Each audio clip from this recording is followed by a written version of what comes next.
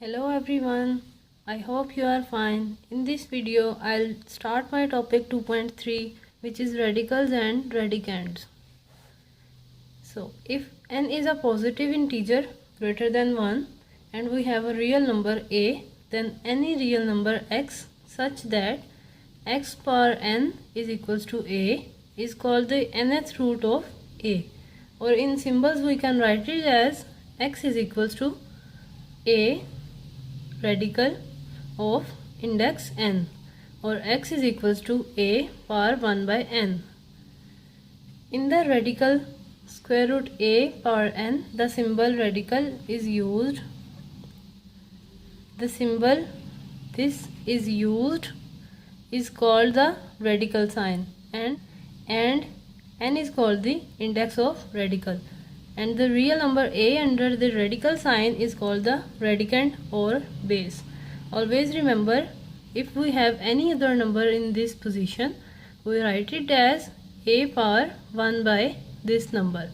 As you can see, square root of a, or you can say radical of a power 2 of index 2 is usually written as square root of a because it means 1 by 2. A power 1 by 2.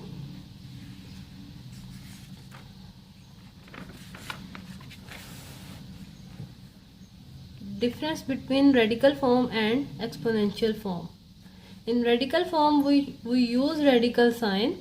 As we have seen, x is equals to this radical sign of index n over base a under a is our radical form. Similarly, these are also the example of radical form, whereas in exponential form we use exponential in place of radicals. As you can see, x is equals to a power 1 by n. This is exponential form because we haven't used radical sign. Similarly, these are the examples of exponential form. Exponential means the power of any real number. These are the properties of radicals. Suppose we have AB belongs to our two real numbers and Mn be positive integers. Then these 5 properties of radicals are given. If we multiply two real numbers under a radical sign of index n, then we can separate them with the radical sign. Similarly, if we divide two real numbers under radical sign of index n, we can separate them. As you can see here, a of index n under this radical sign. If we have radical of any radical value, then we multiply the index m into n. We can multiply these two index to get this value. Similarly, if we have a power m radical sign of index n, we can write it as square root of a of index n whole power m. And if we have the power n, then we can write it as a, because a power n into 1 by n, which is n cancellation, and a power 1, which you can write it as a. So we transform expression given in radical form to exponential form and vice versa. It means in exponential form to radical form. These are the examples. 4 examples are given here. The first one is minus 8 square root 5. We can write it as minus 8 power 1 by 5. Every radical is equals to 1 by index. X power 5 of radical of index 3, we can write it as x power 5 by 3.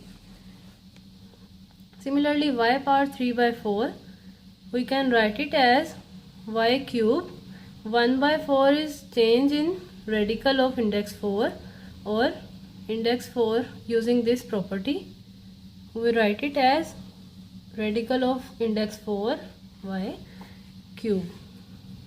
And you can see here x power minus 3 by 2. So 1 by 2 is equals to square root sign, as we have seen here. So they have changed -3 square root, or you can write it as using this property, square root of x minus 3. This is the example to simplify this radical value of index 3. So first we see that there is an index 3, so we factorize this in a way that we get the power 3. In the end we cancel this 3 with 1 by 3 and we get the answer. So we factorize it into 8 into 2 in the power of 3, and we arrange the perfect cube values. We can separate them using the property 1 of radicals, and in the final answer we can further separate them along with the radical sign, and if we do the next step we get 2 power 3 into 1 by 3, which is 2. Similarly x and y, so 2xy into square root radical sign of 2xy square of index 3. I hope you understand my point. This is very easy concepts. You can solve them easily. Try to solve them. Mathematics is not that much difficult. You can do it. Okay, thank you.